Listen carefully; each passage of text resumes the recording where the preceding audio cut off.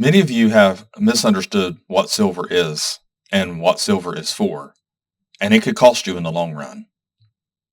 I don't know how to tell you, but if the world got so bad that money's not worth anything, which I don't see how that's going to happen. You can talk to any financial advisor you want. You don't have to listen to me and ask them, is there any scenario where the dollar could become zero and we would need silver and gold to buy things with? And they're going to tell you no. Because if things start happening, there's just going to be a reset, and the reset will start a new currency, and it'll have another value, and we'll go from there. And that's how it'll work. There's just the way the world is now, with the trillions of dollars being traded, trillions of dollars and billions of dollars being printed and made, and there's just not enough precious metals to sustain that. So then you have to increase the value of precious metals. And not everybody's going to be able to afford it. Not everybody's going to be able to have enough of it to survive. Currently, what do you need to survive? What's the average wage in America or the world? And how much silver and gold are you going to have to sustain that amount? You have to look at the math here, because the math will prove you wrong if you look at it. So I want to talk about this in this video because a lot of people misunderstood my last video. So I want to clarify and explain some things here. A lot of people, whenever you start talking about silver, they have their opinions on silver. They think silver's money. They think that a higher silver won't affect values of things, because they're holding silver and they hope that they are right. They hope that their silver goes up and that they can use it for money, and that it's going to sustain them if everything hits the fan and they need silver to buy things and barter with. Well, they're thinking of a world that is not going to happen. Those are FOMO ideas. Those are conspiracy ideas. And there's nothing wrong with conspiracies. There are conspiracies out there. That's not the point. The point of it is, though, is those are incorrect. That's not how economics work in this world now. It will not work that way. Maybe back in the medieval times, it would help you to have some silver back.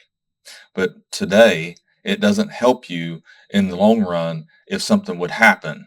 There's not anything that's going to happen that's going to cause us to need silver as money or gold as money. That's not the reason why you put it back. That's not why. So that you have money if money goes to zero. Money's never going to go to zero. The perfect example of that is the Ukraine. Been under attack for how long? And their money's still worth something. If Russia would take over Ukraine, they're still going to have a monetary system and money that's worth something. They're never going to have gold or silver to buy things with. That's not what PMs are for. Silver is for industrial use, as well as investing, buying, and putting back. It's also used in bullion and things like that, but it's not used in coins anymore that we spend. So it's not money anymore. You could say, oh, well, I can take silver down and buy something with it or trade something with it. Yes, you can. And in that sense, you use it as money, but it's not money.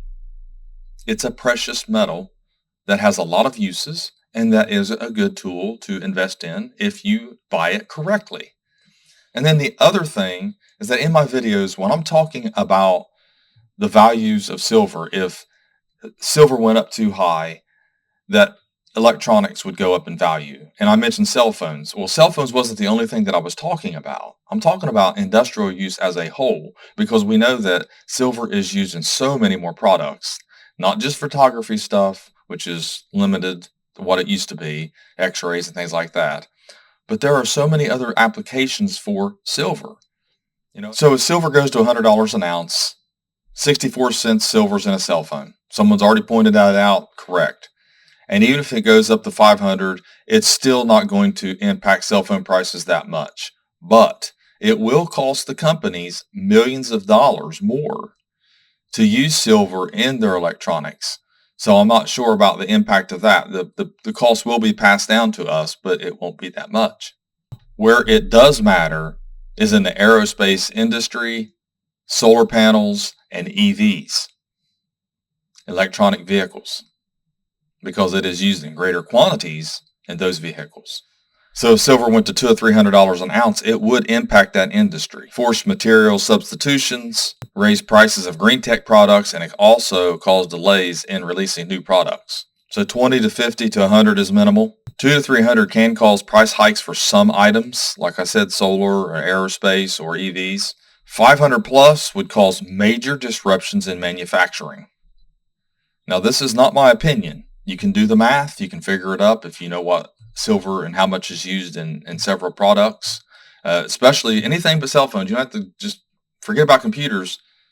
Just go with the larger products, aerospace industry, EVs, and solar panels, low margin products, things like that. That's what you're looking at here. I just brought up cell phones as an example. It's just one example.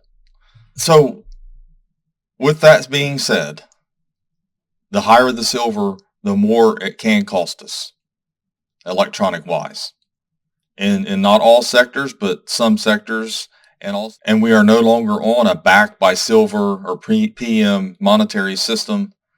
You can trade it sometimes. Yes, you can walk into my coin shop and you can give me silver for an Indian cent or an 1877 key date. I'll barter that way, but that's still just a trade. That is not a monetary exchange. And I will say this, I hear this so much that silver is money, and it always has been, and for the common people. Let me tell you something. If you go back to before modern times, before there was a monetary system for the United States, people used anything they could for money. Most people, peasants, could not afford silver. They were lucky to have any silver, and they had tax collectors coming around collecting anything they had extra. You need to go into history and look this up. A lot of it was trading and making things for each other and trading those things for things that were necessities, growing your own crops, hunting. That's how you survived, hunter-gatherers and things like that. It wasn't putting silver back. They couldn't even afford it. No, the common folk cannot afford it. Peasants cannot hardly afford anything like that. So people who say that don't know what they're saying. They haven't really looked back into history and the fact that, yes, there was silverware, yes, there was coins, but there was in small quantities. Even in Roman times, most of the coins that you find are bronze or copper. They were made out of metals that were affordable, that didn't cost more than the coin value itself. And that's very important to note. Silver, copper can be called money in that sense if you want to go that route, if that's the logic you're using here. So I wanted to further explain that, but people got to understand you're not really understanding silver. It's just a tool to use in industry and a tool to be a part, and only a part, of your portfolio, not all of it. And you want to buy smart, you buy when it's down, or just keep buying overall, and then 30 years down the road, hopefully you bought and purchased at the highs and the lows, or especially the lows is where you should be buying the most. That way you have a return on your investment. But there's just no guarantee, and no one has a crystal ball to see what the future holds. We all like to think we do. We all like to listen to people who sound knowledgeable and seem like they know what they're talking about. But really, when you get down to the brass tacks, it's a precious metal. And 80% of that precious metal is being thrown in dumps. I mean, it's really phenomenal how much is wasted, how much is thrown away, how much is affected by the ETFs and the futures and the contracts and all that. And it's paper trading. Because that's what a lot of the silver value is coming from right now, is the paper trading, not physical demand. Physical demand is up, don't get me wrong, but it's only part of the whole equation. So I just want people to understand that. I do know a little bit about silver. I've done a lot of research. I actually make my living, buying and selling silver. So I know a little bit about it. I have to know because it's very important to know that. And also, I do a little investing too. So I know a little bit about that. I do some research on it. I'm not an expert.